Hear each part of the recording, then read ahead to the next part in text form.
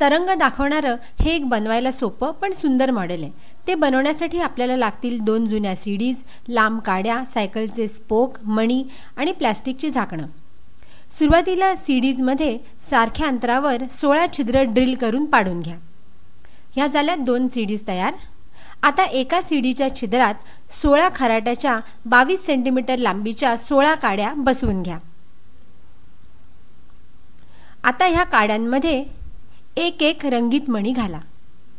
हे मणी काडीमध्ये घट्ट बसायला हवेत, म्हणजे एकूण 16 मणी आपल्याला लागतील. आता काड्यांची दुसरी टोकं दुसऱ्या सीडीमध्ये घालून टाका. असं केल्यावर एक दंडगोलाकार पिंजराच तयार होईल. आता 2 प्लास्टिकची झाकणं घ्या आणि त्यांच्या मधोमध छिद्र करा. ही झाकणं सीडीच्या मधल्या छिद्रांवर व्यवस्थित चिकटवून घ्या.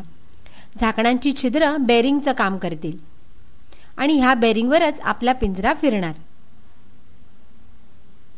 आता दुसरंही झाकण चिकटवून घ्या.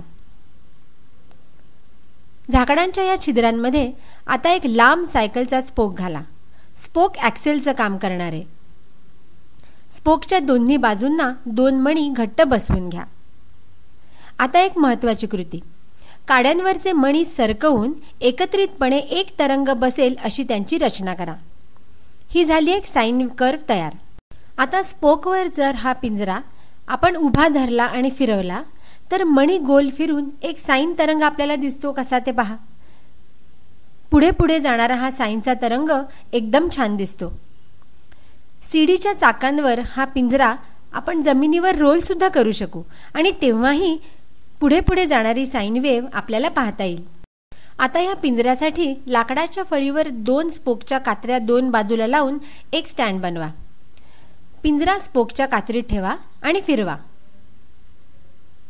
पुन्हा आपल्याला तरंग पुढे पुढे जाताना दिसतात. जर दुसऱ्या रंगाच्या मण्यांनी दुसऱ्या तरंगाची रचना केली तर अगदी डीएनएचा डबल हेलिक्सच आपल्याला पाहता येतो. आहे की नाही एक सुंदरसं मॉडेल आणि बनवायलाही सोपं.